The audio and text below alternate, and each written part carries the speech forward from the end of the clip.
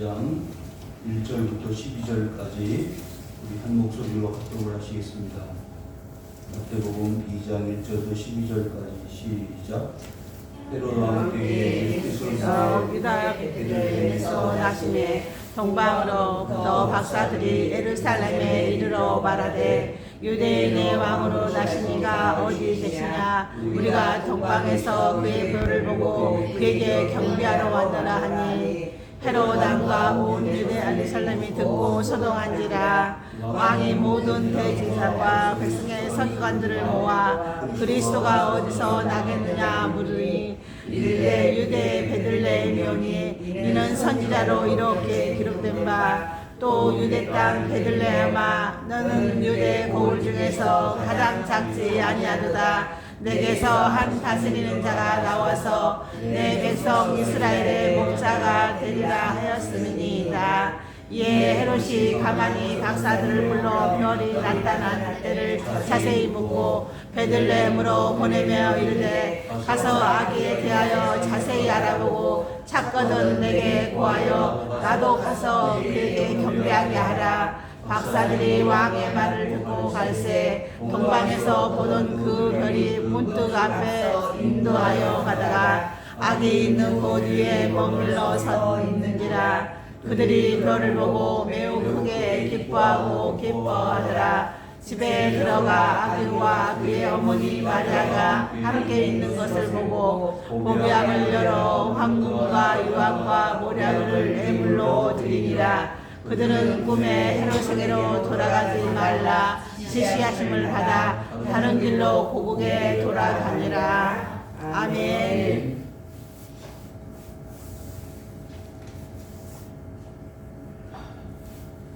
메리 크리스마스. 메리 크리스마스. 네, 우리 생일 축하합니다. 생일 축하합니다. 예수님의 생신을 축하합니다. 마음으로 찬송을 불러드리고 싶은 마음이 간절합니다. 네. 예수님 앞에 부끄럽지 않은 성탄 예배를 드리고 싶어서 한 분이라도 더 모시고 예배를 드리고 싶은 마음이 간절해서 눈길을 마다하고 모시러 갔는데 목사님 우리 집사님이 넘어지셔서 못 일어나십니다. 그 먹먹한 가슴을 가지고 빈 차로 돌아왔습니다. 약속을 하고 이번 성탄절에는 꼭 교회 나오셔야 됩니다. 약속을 했던 여러분들이 한글을 내고 말았습니다.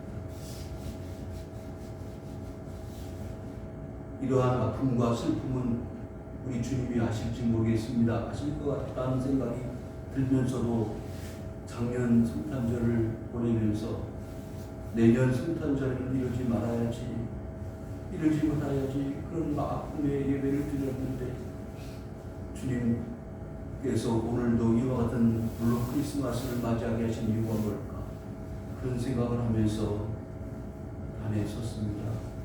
사랑하는 성도 여러분, 마지막 때가 되어일수록 하나님을 믿는 신앙과 믿음을 지키는 것은 그렇게 쉽지 않고 넉넉하지가 않다는 것을 우리는 두 눈으로 보고 있습니다.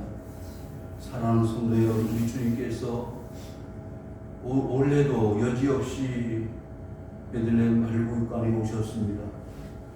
그 말구육관이 어떻게 되었나요? 미사일이 날아다니고 로켓 포탄이 난무하는 그런 전쟁통이 되었습니다. 주님과 전혀 관계없는 일들이 지금도 이스라엘 성공을 장식하고 있습니다. 한쪽에서는 기쁘다 구주 오신 배를 노래하고 찬송하지만 한쪽에서는 아랑곳하지 않고 인질을 잡아놓고 그 인질을 향하여 총질을 해대는 이런 무자비한 현실을 우리는 보고 있습니다. 사랑하는 성도 여러분, 그럼에도 불구하고 이 땅에 주님은 오셨고 그 가운데서 영접하는 자들에게 예수님은 함께 하신다는 사실을 여러분들이 기억하실 수 있기를 바랍니다. 아멘. 우리는 성탄절을 맞이할 때마다 마태복음, 누가복음을 중심으로 한 예수님의 탄생의 스토리를 이야기할 수밖에 없고 예수님이 이 땅에 오셔야 될 이유에 대해서 설명할 수밖에 없음을 우리는 인식하게 됩니다. 예수님은 왜 이 땅에 오셨고 어떻게 오셨으며 나와 어떤 관계가 있는지를 살필 필요가 있기 때문입니다. 올해는 과거 때보다 더 우울한 크리스마스 같습니다. 목사님 그래도 올해는 눈이 왔잖아요. 화이트 크리스마스, 8년 만에 화이트 크리스마스를 맞이했다고 했는데 제 마음은 한 곳이 뻥 뚫어져 있는 것 같다는 생각을 합니다. 크리스마스 캐롤 하나 들어보지 못하고 거리에 크리스마스 추리 하나를 보지 못하는 이런 물론 크리스마스가 어디 있겠어요. 그렇지만 그래도 교회에 오니까 이렇게 추리가 있고 장식되어진 모습을 보니 옛날 생각이 난다고 우리 목사님 사모님 말씀해 주셔서 위로가 되었습니다. 예수님 오실 때는 어떠했을까요? 적막했습니다. 캄캄했습니다. 소망이 없었습니다. 1절 헤로드 왕 때에 예수께서 유대 베들레헴에서 나셨다고 했습니다.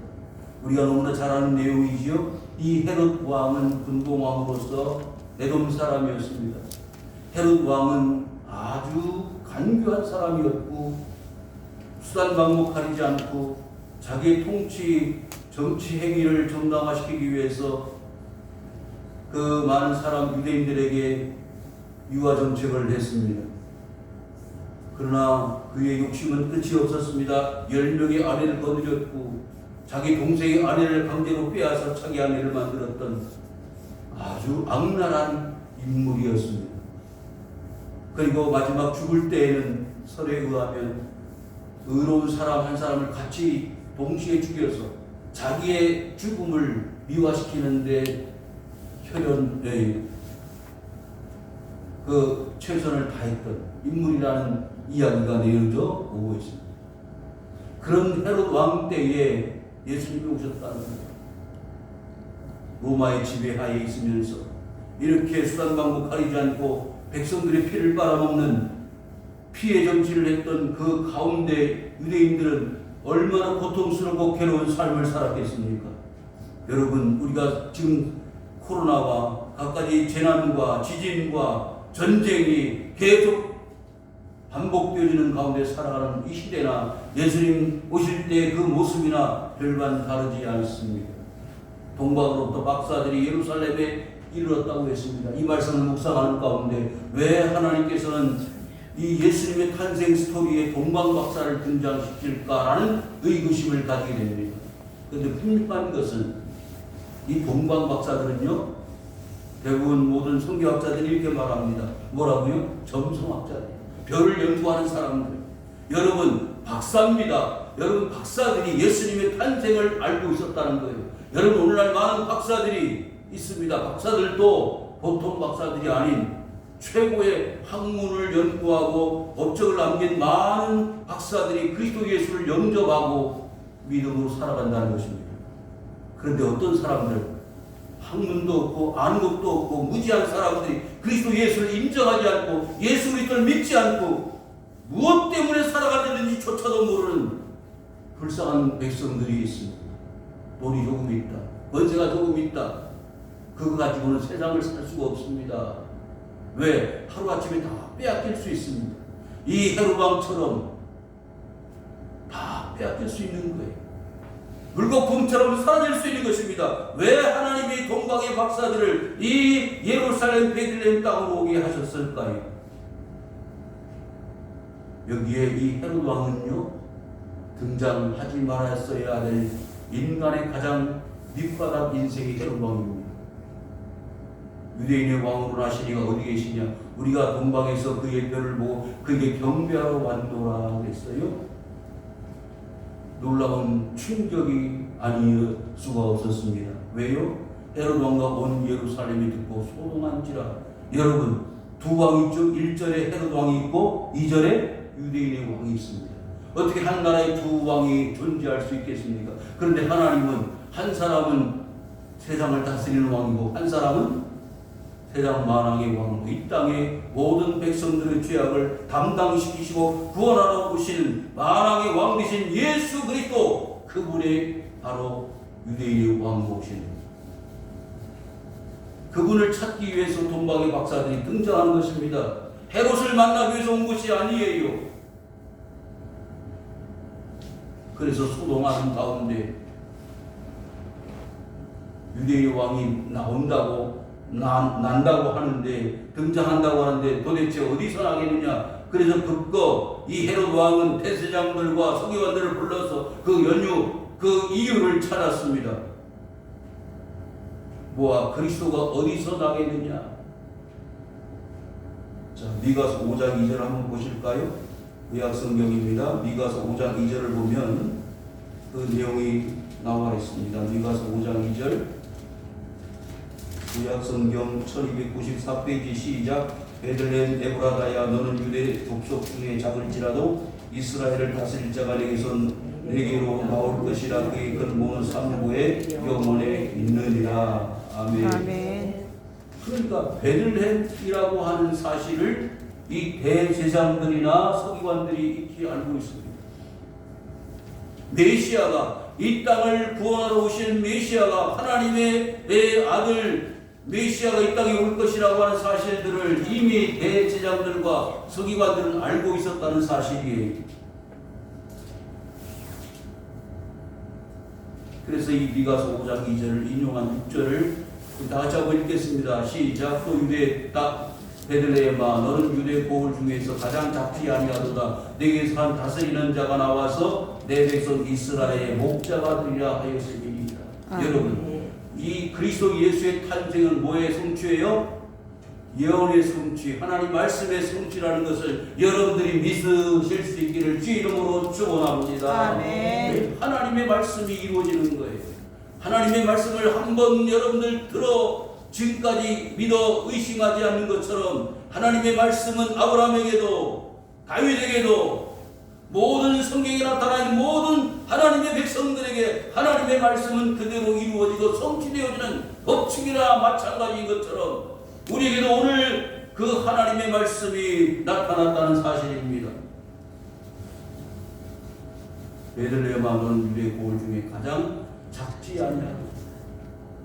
베들레헴을 가보았더니 그렇게 크지 않은 동네였습니다. 그런데 그 베들레헴에는 지금 모스크에 그 새벽 2시, 3시에도 코란경이 방송되어진 것을 들을 수 있었습니다. 이미 베들레헴은 오염되어 있습니다. 하나님의 아들 예수 그리스도가 탄생하신 베들레헴은 더 이상 베들레헴이 아닙니다. 왜? 세상 사람들이 지배하고 있기 때문에. 그러나 그곳에 하나님의 아들이 직접 오신 산 증거가 있는 장소가 아닙니까? 저는 그 성지를 다녀오면서 느낀 것이 여러 가지가 있는데, 그 가운데 하나는 하나님의 아들이 이 땅에 오셔서 발자취를 남기고 간 그 유대 땅, 광야, 갈릴리 호수 여러 곳을 다니면서 예수님의 그 냄새를 한번 맡고 싶은 간절한 마음으로 성지 순례를 하고 온 적이 있었습니다. 예수님이 오셨다 가신 자국은 아무것도 남지 않았지만 그 예수 그리스도가 오셨던 그 사실은 지금도 다 역사적으로 그리고 고고학적으로 증명되어 있는 것을 우리는 압니다. 사랑하는 성도 여러분, 우리는 이 세상을 살아가면서 발자취를 남기고 갈 수밖에 없는 존재들입니다. 호사, 유피, 인사, 유명. 호랑이는 죽어서 가죽을 남기고 사람은 죽어서 뭘 남긴다? 이름을 남긴다. 예수님은 살아계실 때보다 돌아가신 이후에 더 큰 하나님의 이름, 하나님의 아들 예수 그리스도라는 이름을 모든 세상 백성들에게 드러내는 이스라엘의 목자이셨습니다. 슬픔의 인생, 33년 동안의 생애가 참으로 세상 사람들이 보기에는 별 볼 일 없는 삶이었을지라도 하나님의 입장과 믿는 모든 구원받은 백성들의 입장에서는 이스라엘의 목자, 우리의 구원자 되신 예수 그리스도보다 더 큰 이름이 세상에 어디 있겠습니까? 내게 은과 금은 없거니와 나사의 예수의 이름으로 일어나 걸어가라. 걸어가라! 사랑하는 성도 여러분, 저 이스라엘 하마스 전쟁이 종식이 되어질 수 있는 은혜가 이번 크리스마스에 일어나면 얼마나 좋겠습니까? 우크라이나와 러시아의 전쟁이 종식되어지면 얼마나 좋겠습니까? 아멘. 이스라엘의 목자가 나타나야 됩니다. 목자 없는 방황한 어린 양들의 모습을 우리는 보고 있습니다. 어디를 가서 꿀을 먹어야 될지, 어디 가서 물을 마셔야 될지를 모르고 방황하는 저 불쌍한 영혼들을 여러분들 보시지 않습니까? 언제 미사일이 떨어져서 내 생명이 끝이 날지 모르는 불안한 가운데 이스라엘 그 땅에 우리의 형제들이 있습니다. 우크라이나에 있습니다.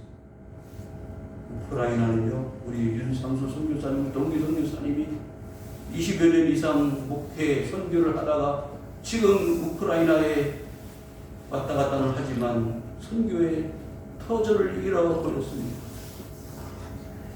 속히 우크라이나에 다시 선교의 장이 열려줄 수 있도록 전쟁이 끝이고 하나님의 말씀을 증거하는 하나님의 교회들이 다시 회복되어질 수 있도록 이스라엘의 목자가 다시 오셔야 합니다. 이에 헤롯이 가만히 박사들 불러 별이 나타난 때를 자세히 물었다고 했습니다. 이 헤롯은요, 인간적으로 간교하고 뱀같이 지혜로운 사람이었습니다. 그런데 그것은 자신이 사는 것, 영광을 받는 것, 자신이 이름 나는 거에 관심이 있었지, 진정한 그 그리스도 예수, 탄생하신 예수 그리스도를 알기 위해서가 아니고, 영접하기 위해서가 아니고, 그를 경배하기 위해서 물어본 것이 아닙니다. 베들레헴으로 보내며 이르되 가서 아기에 대하여 자세히 알아보고 찾거든 내게 구하여 나도 가서 그에게 경배하라. 새빨간 거짓말. 저는 거짓말을 수없이 들었습니다. 목회 20몇 년 하는 동안에 수없이 들었어요. 다음 주는 교회 가겠다. 이번 청소년 교회 가겠다. 하나님 이런 말을 언제까지 들으면서 오늘 아침에 그거는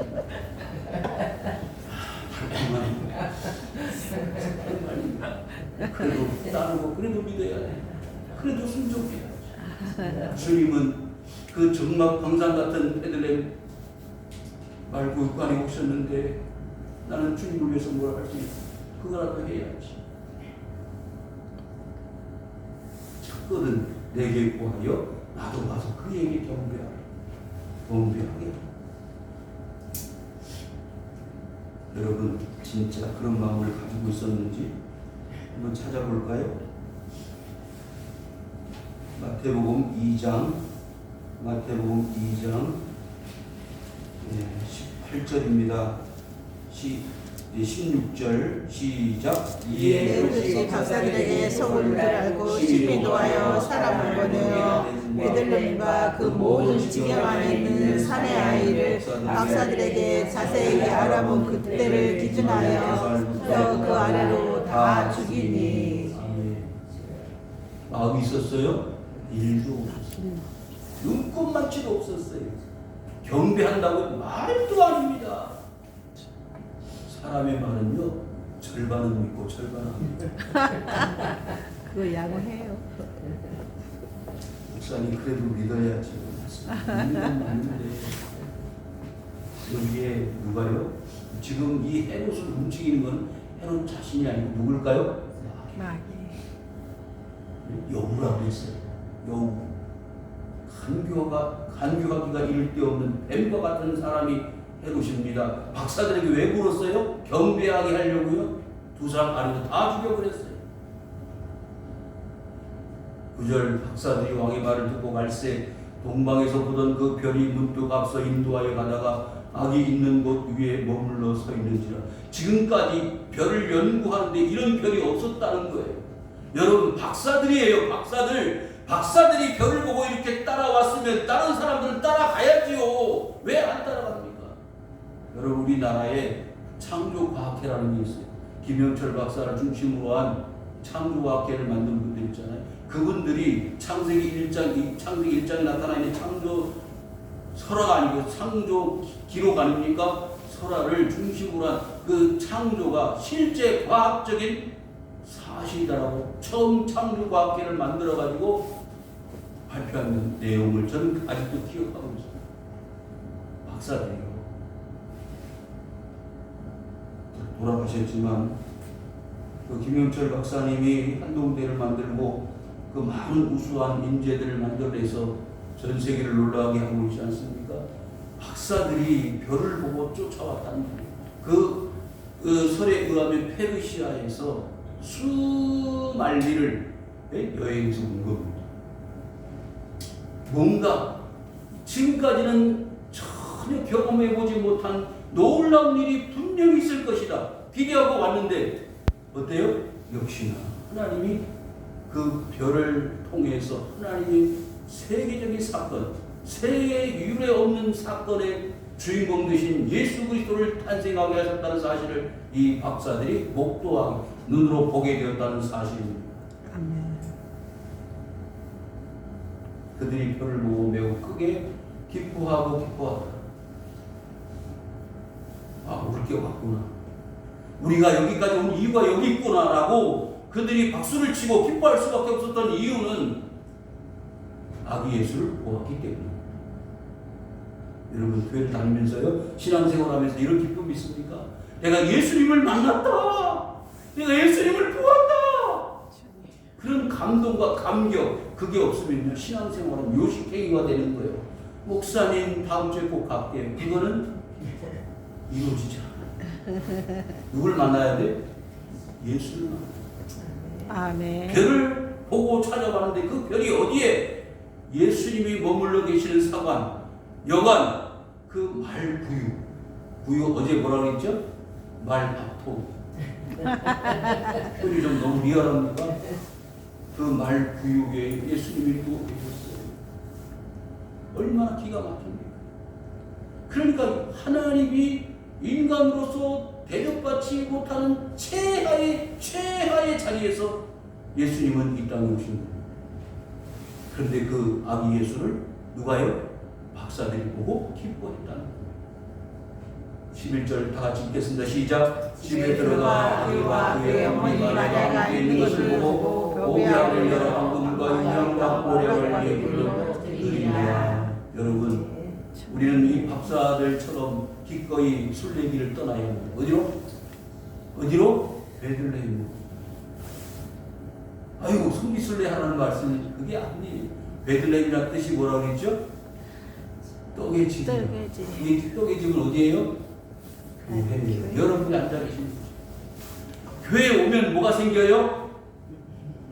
떡이 생겨요. 옛날에 어르신들이죠. 교회 가면 떡이 나오냐? 교회 가면은요, 크리스마스 때는 떡을 주고요, 과자를 줬어요. 자, 요한복음 6장을 펴시기 바랍니다. 요한복음 6장을 펴시기. 요한복음 6장. 실제 예수님은 떡이셨습니다. 요한복음 6장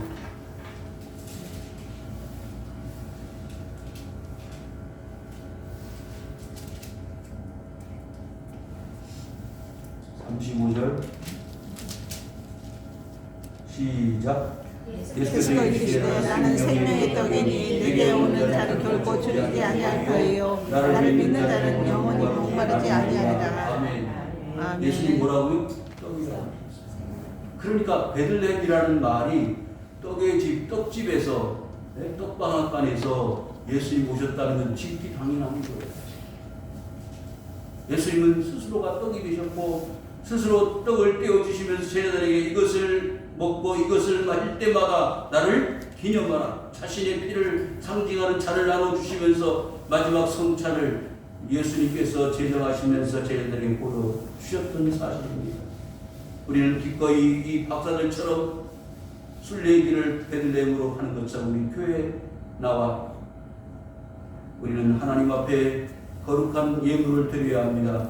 세 가지 예물 뭐요? 황금과 인양과 모략이라고 되어 있어요.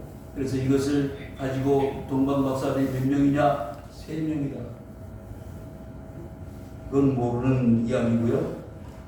정확한 내용은 알 수가 없습니다. 아무튼 황금과 유향과 모략은 귀한 예물인 것은 분명한 사실이고요. 황금은 귀한 것, 왕에게 드릴 수 있는 것이 황금입니다. 유향은요, 향기가 나는 것 아닙니까? 모략은요, 제사를 쓸 때 사용하는 것인데요. 그래서 이 세 가지 예물은 예수님의 삼중직 왕, 선지자, 제사장의 사역을 상징하는 의미가 있다 해석을 하는 분들도 계십니다. 아무튼 우리는요, 이 공방의 박사들의 세 가지 예고를 가지고 나와서 그 앞에 굴복을 하고 경배를 하며 그 당시에 최고의 보물들을 가지고 와서 경배를 했습니다. 여러분들 주님 앞에 오실 때 뭘 가지고 오셨습니까? 황금은 있습니까? 유황은 있습니까? 모략은 있습니까? 적당히 쓰다가 남아있는 것 가지고 오셨습니까? 1년 동안 준비하고 예비하셔서 가지고 오셨습니까? 이 박사들은 그 페르시아에서 별 연구하면서 이상하다 이제 놀라운 일이 벌어질 텐데 그 놀라운 일이 벌어진 그 현장에 가서 우리가 어떤 일을 당할지 모르는데 분명한 것은 우리가 뭘 준비를 해야 될 것이라는 사실을 알고 왔을 거예요. 그래서 자신들이 준비할 수 있는 최고의 보물들을 하나씩 준비를 해서 가지고 왔단 말이죠. 저는요, 이 세 가지 이렇게 생각을 한번 해보았습니다. 어떻게 해요? 이 세상에 황금 맞는 주인을 살아줘야 그걸 내려놓을 때 주님을 찾을 수 있어요.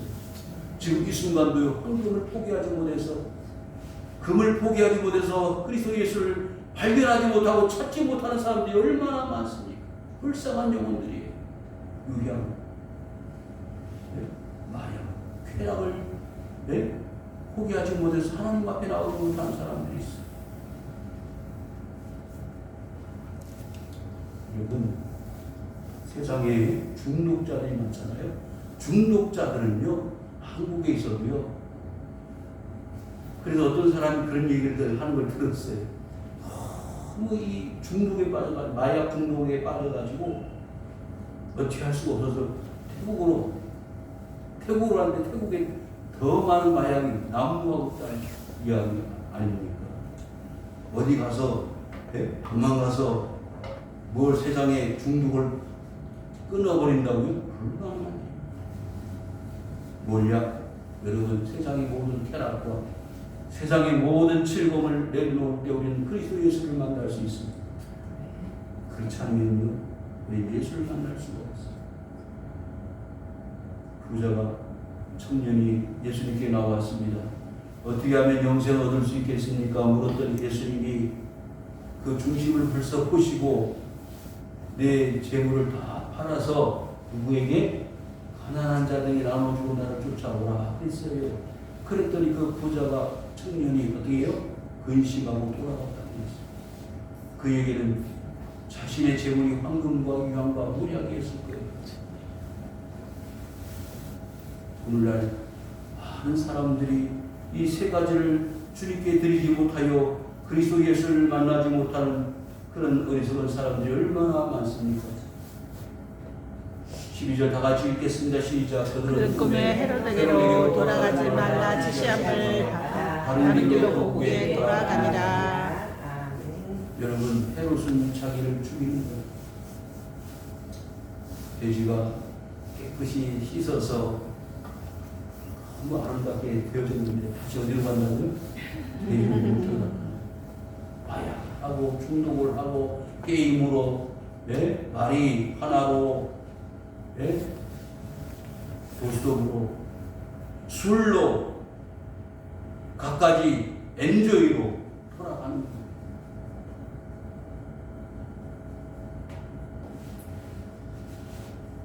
그런데 헤로데게로 돌아가지 말라는 뭐가 있었어요? 지시가 있었어요. 하나님의 천사 사자가 꿈에 나타나서 헤롯에게로 돌아가지 마라. 돌아가면 어떻게 된다고요? 죽는다. 왜? 속였기 때문에, 거짓말했기 때문에. 여러분, 아담은요, 하와는요, 하나님 앞에 뭐 했죠? 범죄했죠. 먹지 말라고 한 열매를 먹었기 때문에. 그 먹었던 이유는 뭘까요? 간교한 헤롯과 같은 뱀이 역사했기 때문에. 여러분, 이 본문, 여러분, 이 예수님의 탄생의 스토리 가운데 결정적으로 예수 그리스도의 탄생을 가로막았던 사람 누구예요? 헤롯입니다. 이 헤롯을 세상 사람들은 찬양하고 노래하고 있습니다. 거기에 최고의 기쁨과 즐거움이 있다고 생각하고 헤롯을 찬양하는 사람들이 얼마나 많습니까? 헤롯이면 최고예요. 여러분, 사도 바울이 선교여행을 할 때 어느 곳에 갔더니 하루 종일 아데미 신이여 아데미 신이여 외쳤던 곳이 있었잖아요. 에베소입니다. 여러분, 세상 사람들은 자신에게 쾌락을 주고 즐거움을 주고 물질적인 축복을 주는 그런 세상의 쾌락에 만족하여 하나님께로 돌아오지 않습니다. 이 말씀을 한 절만 더 찾아보고 마치도록 하겠습니다. 마태복음 2장 13절입니다.